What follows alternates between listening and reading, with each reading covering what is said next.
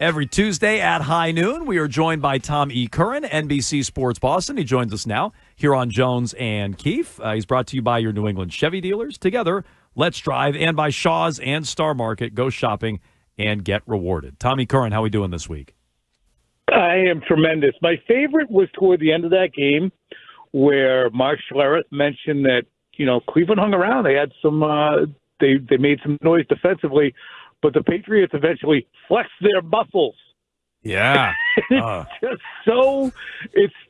did, and it's disorienting to think that there are muscles to flex and that they're flexing on anyone this quickly in the 2025 season. Well, so let me ask you, we were debating this earlier today. A lot of the power rankings come out on Tuesdays, and it's just a way to get into the teams that are ranked ahead of the Patriots. I think ESPN has the Pats 10. Florio has the Pats 10. I was just looking at a Yahoo power ranking. They have 9.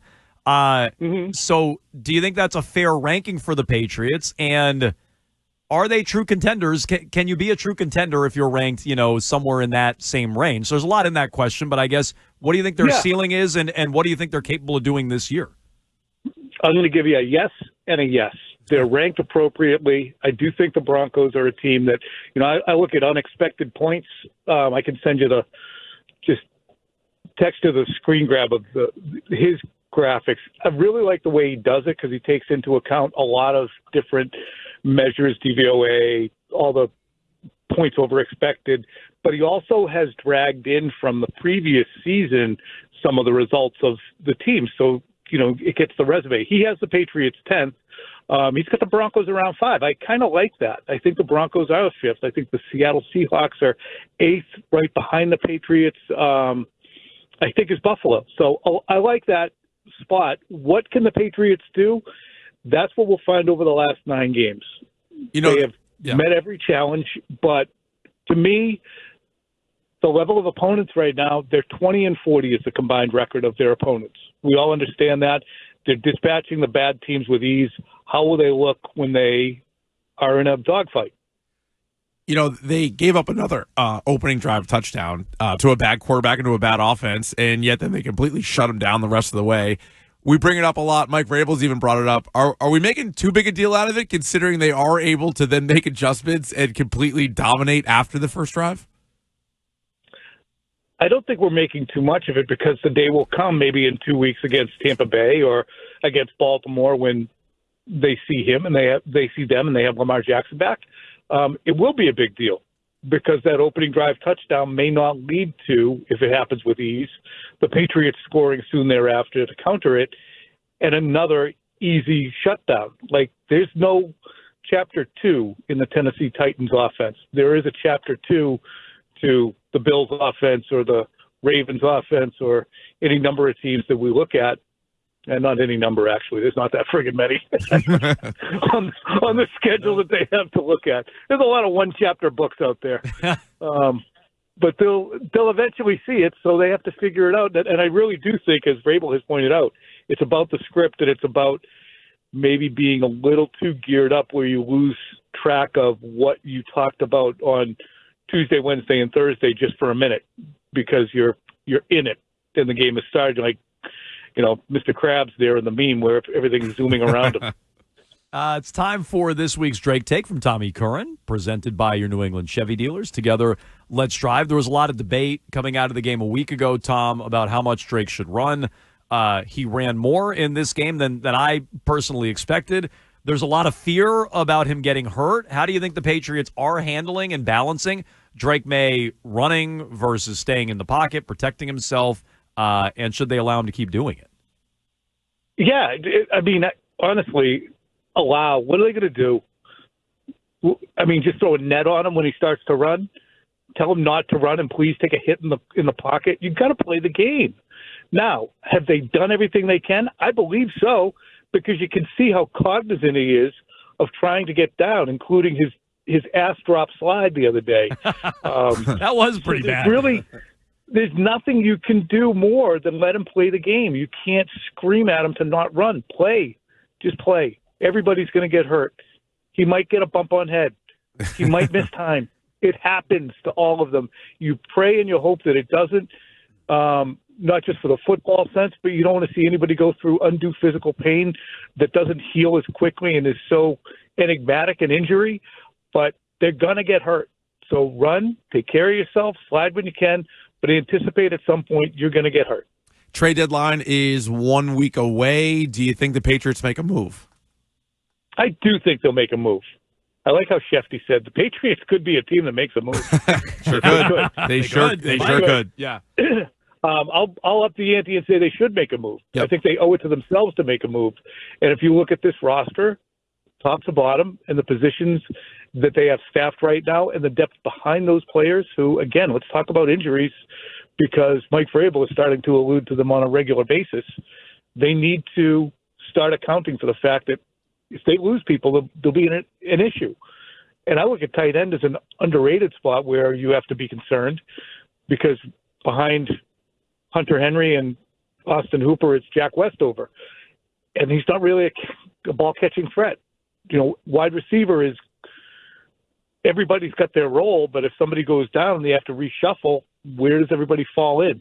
So to me, even if it's not a Jacoby Myers or certainly, definitely, almost certainly, positively not your A.J. Browns, I don't mind if it's somebody you give up a 7th-round pick for or a pick swap just so that you can get some more depth with an experienced player.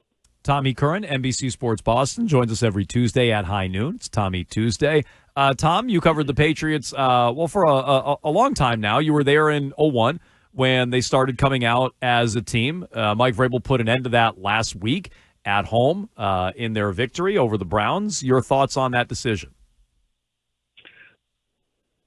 The interesting thing is they were introduced, I believe it was in Cincinnati in 2001. They forgot to introduce them as individuals. So they just said, all right, okay, well, let's just go on the field. So that's how it actually started. So it happened by happenstance, and then they started to have some success, and they just were taking the field. And it became and evolved rightfully into something that's emblematic of nobody's bigger than the other. I think Mike's effort is, okay, I'm sick of this embarrassing record we have here at home, the late arriving crowd, people who are still eating nachos and sipping their beers before and waiting for the team to do something before they put their hands together. Let's give specific introductions to make the fans get into it quickly. And again, I've said this before. Fans spend the money, they take the ride, they sit in the traffic, they endure the cold, the wind, the rain. So I'm not criticizing them, but the Patriots fan base and New Englanders in general, we're not the kind of people who just stand up and cheer until we see something. You know, we're not trained monkeys. Just do something, and we start clapping. So I understand he's been at Ohio State. He's been down south. He understands the influence a loud crowd can have, and this might have been a way for him to try and spark the loud crowd. Halfway through the season, my voice is shot, Tom. Sorry. Halfway through the season, Lauren Bacall. It's a mess. I gotta maybe go with the filtered cigarettes instead of the non-filtered. Will Campbell, obviously not coming off his best performance, but you've seen him now 8 games. Hasn't missed a play there at left tackle. What's your assessment of Campbell?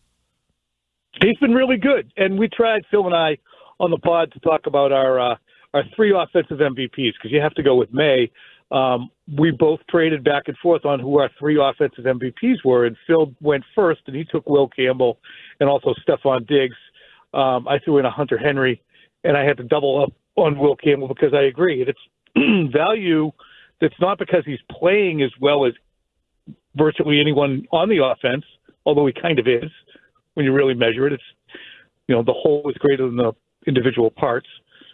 But it's because of the upgrade that it's represented. You could say Morgan Moses if you wanted to.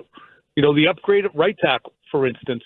But to me, Will Campbell, there's a lot of players you can look at as being valuable, and I think that the position he plays, the stability he's lent, the professionalism he brought, the fact that you can just say, oh, Will Campbell's over there, it should not be a circus, is a big upgrade, a massive upgrade from the doom and gloom we heard beginning in March on both radio stations, on the television network, in the radio, on all social media, just doom and friggin' gloom. It's going to be a disaster. and it's been a non-starter as a conversation. No, and I would agree through 8 weeks. I would agree with the general takeaway there on Campbell. I didn't think Sunday was great, but I do agree with the big picture. Miles Garrett is a really tough matchup. Yes.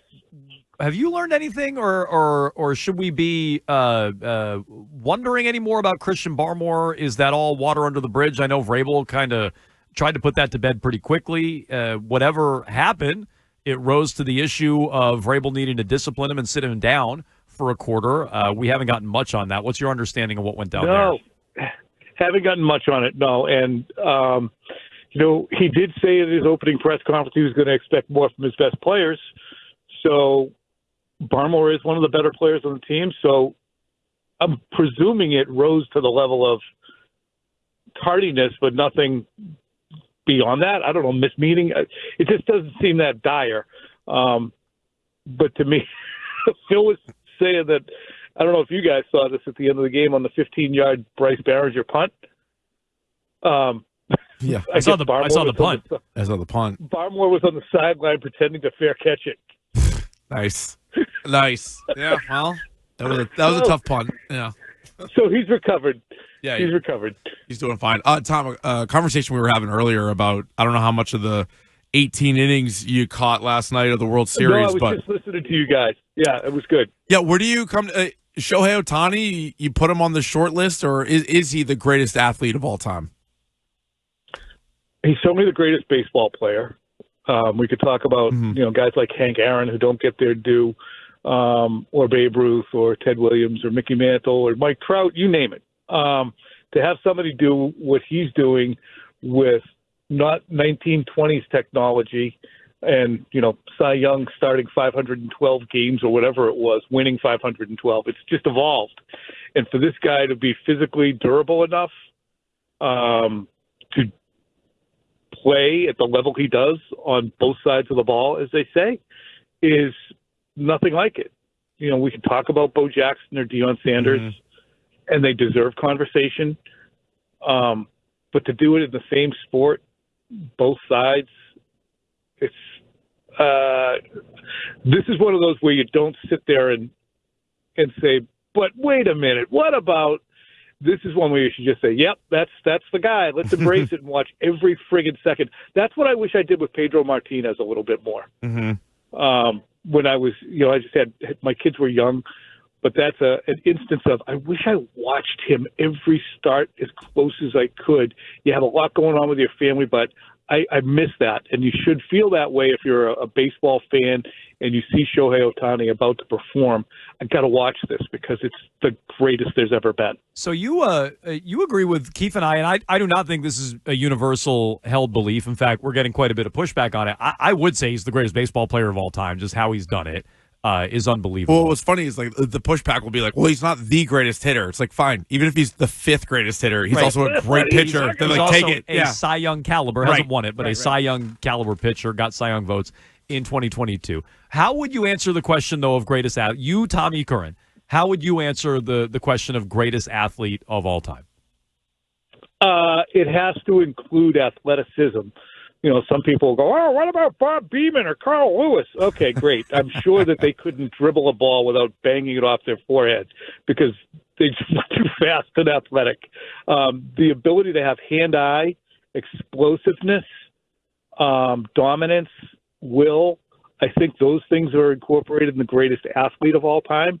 And as a result, I really think that Jordan continues to be an outlier.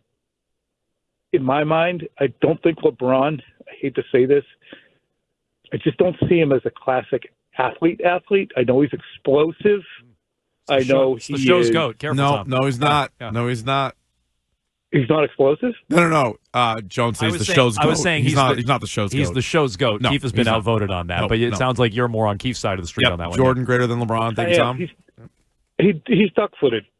Yeah. Just watch the two guys walk. LeBron is duck-footed. All right, I'm going to have to pay closer attention to I like it. Nice. Yeah. So it's interesting. I don't hear Brady on the list. Well, no, I mean, he couldn't beat most people in a race. That's the athleticism. Now we want to talk greatest football player. We want to talk greatest winner. We want to talk greatest competitor. greatest professional athlete, all those things are great. We won't talk greatest athlete. You have to be able to talk about somebody who can chew on the rim in basketball, or Deion Sanders, greatest athletes type thing, in my mind. Okay. I agree.